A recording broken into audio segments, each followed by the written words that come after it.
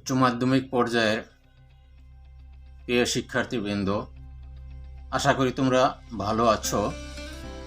আজকে তোমাদের জন্য উচ্চ মাধ্যমিক পর্যায়ের আইসিটি বিষয়ের প্রথম অধ্যায় থেকে সৃজনশীল প্রশ্ন ও তার উত্তর নিয়ে উপস্থিত হয়েছি।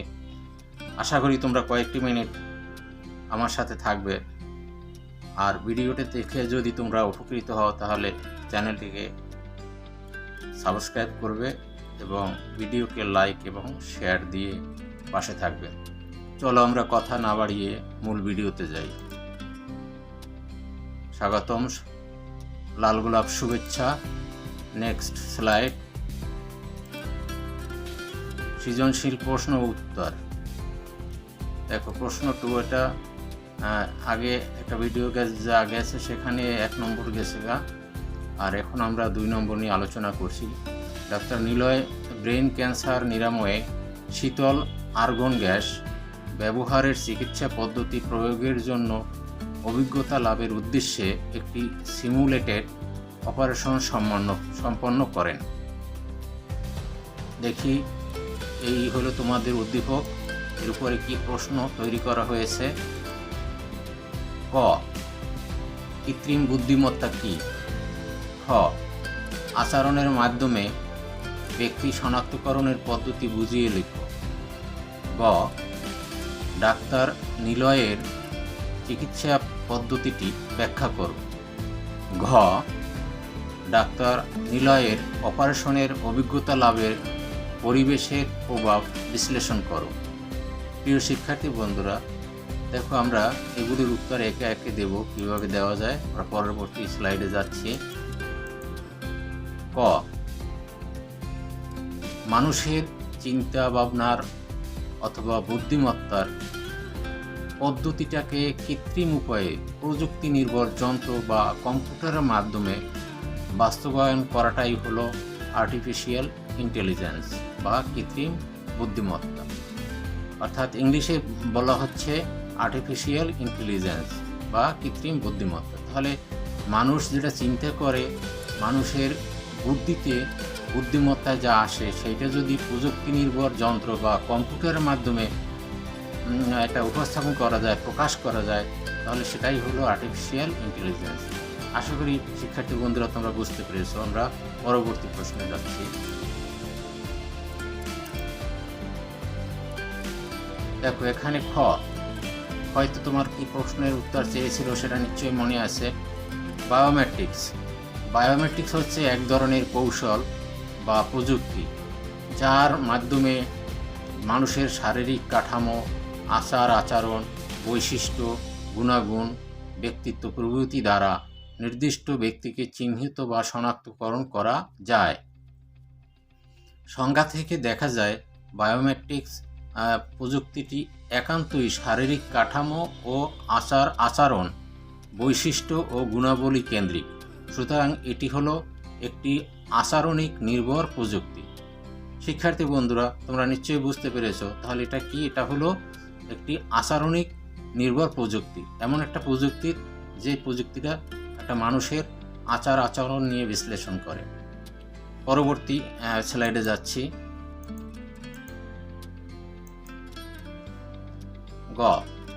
গ নং প্রশ্নের উত্তর। ডাক্তার নিলয়ের চিকিৎসা পদ্ধতিটি হলো ক্রায়ো সার্জারি। শিক্ষার্থী বন্ধুরা এখানে একটা দাঁড়িয়ে হবে। ক্রায়ো সার্জারি হচ্ছে এমন একটি চিকিৎসা পদ্ধতি যার মাধ্যমে অতি ঠান্ডা তাপমাত্রায় শরীরের অস্বাভাবিক ও অসুস্থ টিস্যু ধ্বংস করা হয়। টিস্যু মানে কোষ, ইংলিশে বলা হয় টিস্যু। এক্ষেত্রে তরল নাইট্রোজেন, কার্বন ডাইঅক্সাইড, আর্গন ও ডাইমিথাইল ইথার প্রোপেন ইত্যাদি ব্যবহার করা হয়। বিভিন্ন রোগাক্রান্ত কোষের চিকিৎসায় এটি ব্যবহৃত হয়।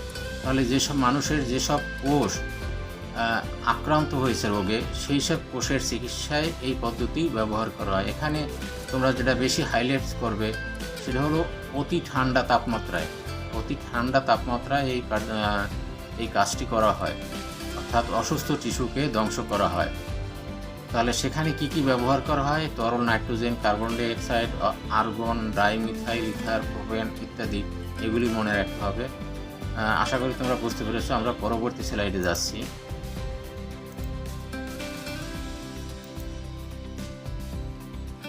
বিশেষ করে অসুস্থ ত্বকের পরিচর্যায় এটি বেশি ব্যবহার করা হয়। তাছাড়া লিভার ক্যান্সার, প্রোস্টেট ক্যান্সার, ফুসফুস ক্যান্সার, মুখ বা ওরাল ক্যান্সার সহ বিভিন্ন রোগে অসুস্থ ত্বক সতেজ করে তুলতে এটি ব্যবহার করা হয়। তাহলে এর অনেক ব্যবহার রয়েছে, বহুবিধ ব্যবহার রয়েছে। তাহলে ত্বকের অসুস্থ কোষকে অতি শীতল তাপমাত্রায় ধ্বংসের মাধ্যমে ক্রায়োসার্জারি কাজ করে, ফলে অসুস্থ ত্বকের মধ্যে রক্ত সঞ্চালন স্বাভাবিক করে। তথ্য প্রযুক্তি ব্যবহার করে কম্পিউটার নিয়ন্ত্রিত ব্যবস্থায় ক্রায়োগান ব্যবহার করে বর্তমান সময়ে নিখুঁতভাবে ক্রায়োসার্জারি করা হয়। তাহলে এইভাবে আর কি এইগুলি ব্যবহার করে ক্রায়োসার্জারি করা হয়। শিক্ষার্থী বন্ধুরা, তোমরা নিশ্চয়ই বুঝতে পেরেছো। তাহলে আমরা এখানে যেটা বুঝতে পারলাম যে এই যে অতি শীতল তাপমাত্রায় রোগাক্রান্ত টিস্যুকে ধ্বংস করা হয়। আমরা পরবর্তী স্লাইডে যাচ্ছি, পরবর্তী পেজে আসছি আমরা। দেখো এখানে কি বলছে, ঘ, ডাক্তার নিলয়ের অপারেশনের অভিজ্ঞতা লাভের পরিবেশ সিমুলেটেড পরিবেশ, আর সিমুলেটেড পরিবেশ তৈরি করা হয়। ঠিক আছে, আর সিমুলেটেড পরিবেশ তৈরি করা হয় ভার্চুয়াল রিয়ালিটির মাধ্যমে। বন্ধুরা, এই যে দাঁড়িয়েটা এটা হবে না, তাহলে কি লিখবো এখানে, আর সিমুলেটেড পরিবেশ তৈরি করা হয় ভার্চুয়াল রিয়ালিটির মাধ্যমে। প্রকৃত অর্থে বাস্তব নয়, কিন্তু বাস্তবের চেতনা উদ্রেককারী বিজ্ঞান নির্ভর কল্পনাকে ভার্চুয়াল রিয়ালিটি বা অনুভবে বাস্তবতা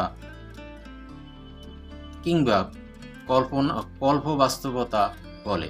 তাহলে আমরা এটা ভার্চুয়াল রিয়ালিটি কি সেটা আমরা কিন্তু বুঝে ফেললাম। তাহলে ভার্চুয়াল রিয়ালিটির সুপ্রভাব নিচে দেওয়া হলো আর কি। এ সম্বন্ধে আমাদের আলোচনা নিচে অর্থাৎ পরবর্তী স্লাইডে আমরা পাবো।